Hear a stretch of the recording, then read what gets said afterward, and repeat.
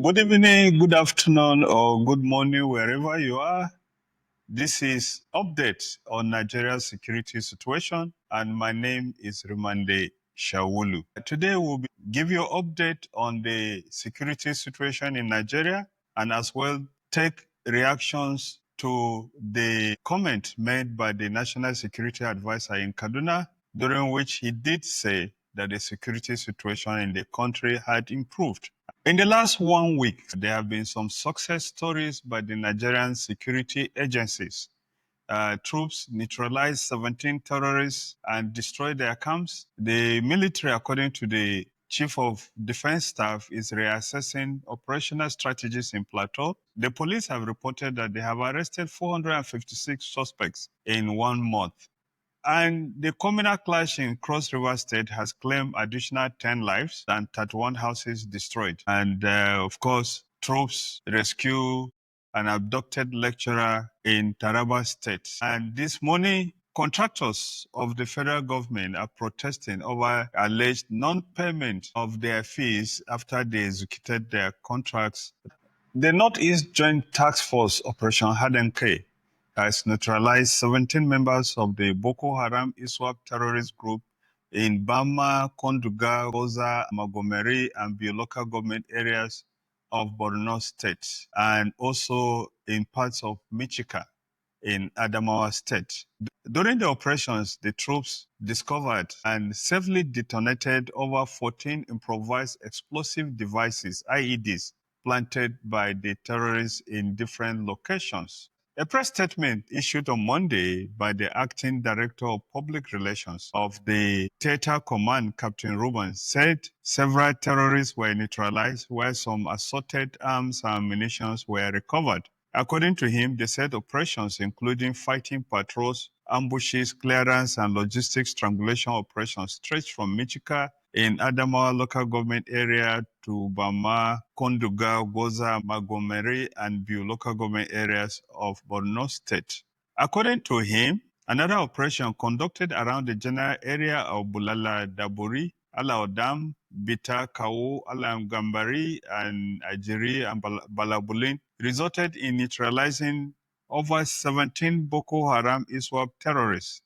Several AK-47 rifle magazines and a catch of 7.62 mm ammunition were recovered from the terrorists. And again in Zamfara State, 23 women were reportedly abducted by bandits in Moriki headquarters of Zurmi local government area. According to the victims were abducted at about 1:30 p.m. on August 2nd while fetching firewood from the outskirts of the town. Their assailants were said to have whisked the women to an unknown location. Troops of Operation Fasanyama in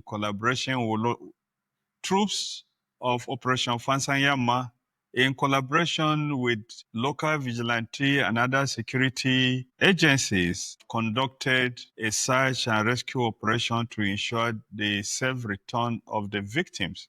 Zamfara is one of the states worst hit by activities of bandits. To Plateau State, the Chief of Defense Staff, General Christopher Musa, says that the military is assessing its operational strategies to tackle rising insecurity in Plateau State and other areas covered by Operation Safe Haven, a military security outfit headquarters in Jos. According to a statement issued by Brigadier General Tukuru Gusau, spokesperson of the defense headquarters, the CDS stated this on Friday last week in Jos during a visit to the headquarters of Operation Safe Haven. Musa said the military is adopting its tactics to match the asymmetric nature of the crisis. He also called on local community leaders to discourage youth from shielding criminal elements in their communities. He warned that military commanders will be held accountable for negligence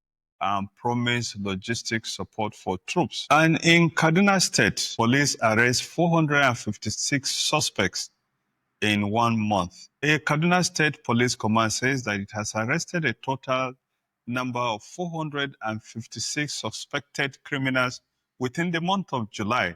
Mohamed Rabiu, the police commissioner, disclosed this at a press conference in Kaduna last week. He said that suspects were arrested for various offenses ranging from armed robbery, kidnapping, banditry, gun running, impersonation, illegal diversion of goods, and unlawful possession of firearms, among others. He said the arrests were made through coordinated intelligence, community partnership, and robust operational strategies. He said of the 456 suspects, 382 were arrested for phone snatching, 17 for armed robbery and deadly motorcycle snatching, 25 for kidnapping, and one notorious impersonator who specializes in impersonating governors and top government functionaries. He said that 34 were arrested for illegal diversion of 9 trailers, 3 trucks of fertilizers, 2 trucks of sugar, 3 trucks of flour, and 2 trucks of maize, while 35 others were arrested for property crimes. He said, according to him, recovered weapons include 6 AK-47 rifles, 5 pistols, 1 pump action gun, 8 AK-47 magazines, and 20 AK-47 ammunitions, including pistols and 36 cartridges. Also recovered from the suspects were 3 Golf 3 wagons, 1 stolen Toyota Prado Jeep, 1 stolen Toyota Corolla linked to cross-border robbery, 5 stolen motorcycles, 54 mobile phones, and 23 SIM cards. And in Cross River State, an end has not yet seen of the clash between 2 communities, Biakan and Itono, in Biase local government area. It is reported that additional 10 people have been killed in the clash. And in the FCT, communal clash between Fulani and Gwari residents in Gofarta village, Gwagwalada area of the federal capital has led to the killing of 1 person and destruction of 30 houses. The violent clashes occurred on Tuesday, July 29. The clash was reportedly triggered by disagreement between a Fulani man, Shaibu Adamu, and Gwari farmer known as Adu over access through a farmland. The dispute reportedly started around 10:30 a.m. on Tuesday when Adamu attempted to walk through the farm with his cattle. And in Taraba State, troops of the Nigerian Army and operatives of the Department of State Security Services have rescued Joshua Saleh, a lecturer at Taraba State University. The lecturer was abducted on July 31 along Chinke Kente Okari Road in Okari local government area of the state. The rescue followed a joint operation based on intelligence. And in Benue State, troops of Operation Wild Stroke have destroyed criminal camps in parts of Benue State. They neutralized bandits and recovered arms during clearance operations carried out over the weekend. In a daring patrol on August 2nd, troops stormed a Adudu in Banga ward, where they recovered a cache of arms and ammunition abandoned by fleeing armed herdsmen believed to be responsible for repeated farm invasion and destruction of crops in Akweti village. Acting on credible intelligence provided by the locals, troops moved into the area following reports of cows grazing on farmlands. A thorough search of the area led to the recovery of 1 AK-47 rifle, 1 magazine, 5 rounds of 7.62 mm special ammunition. Major General Moses Gara, Force Commander Operation Wild Stroke, commended the troops for their gallantry, professionalism, and swift response to threats against rural communities. And finally, in Ondo State, the Ondo State Police Command has apprehended a human trafficking syndicate comprising of illegal immigrants operating in the axis of Akure, the state capital. Addressing the press conference in Akure, the Commissioner of Police, Adebowale Lawal, said on July 31, police operatives from the command apprehended 10 foreign nationals at their respective residences along the Oda Road in Akure.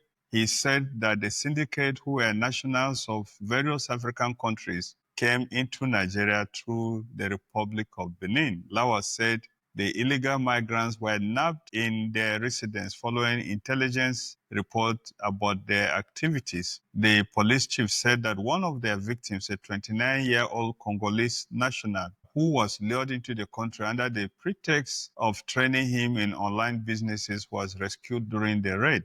He said the suspects were discovered to have illegally smuggled themselves into Nigeria from the Republic of Benin. And now to some comments.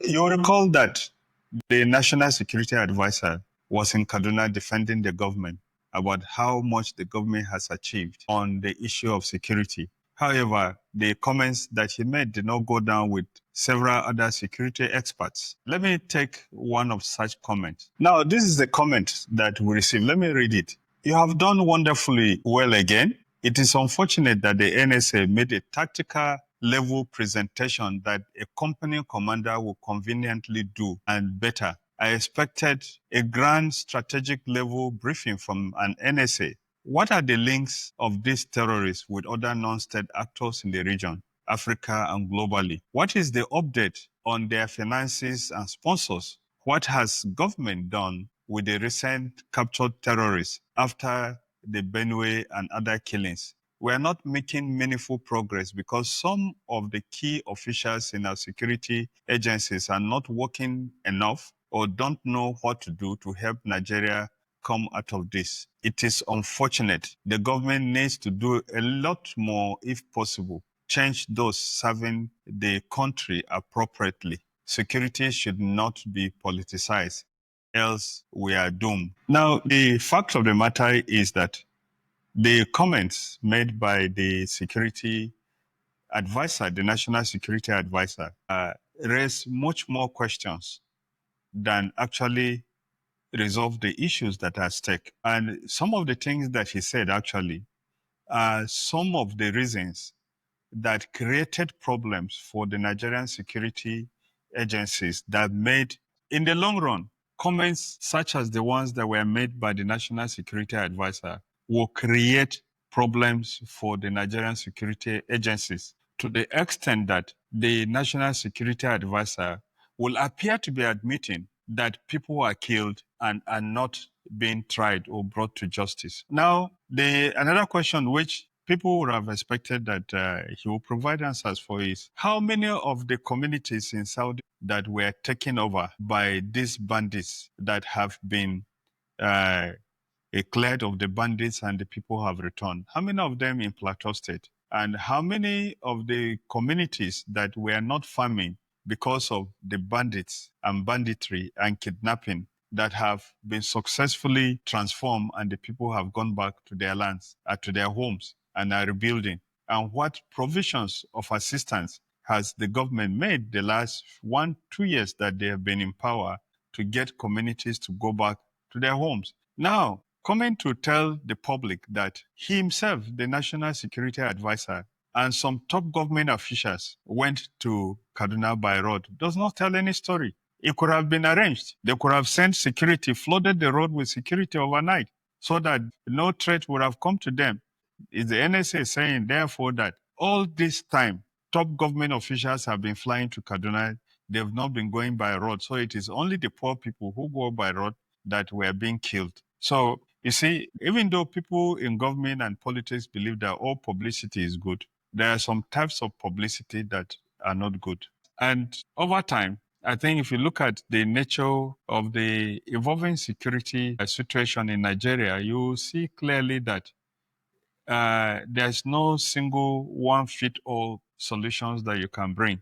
For instance, the issue of cattle still going through farms has been a problem in several parts of the country, from the south to the north, Taraba, Benue, Kogi, even in Abuja now. People fighting and being killed because cattle are going through the farms.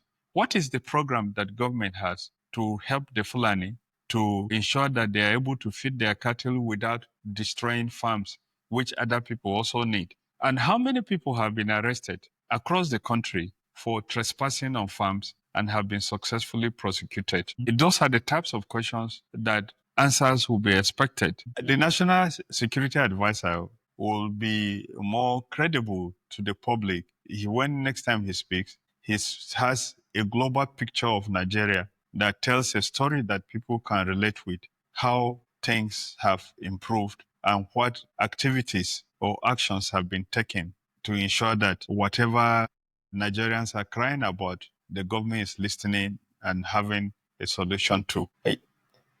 Well, this is update for this week. We would like you to share, to like our video, and to subscribe to our channel. You might as well join the channel to see some of the documentaries that will be uploading, which will be available only to those who join the channel as members. My name is Romande Shawulu.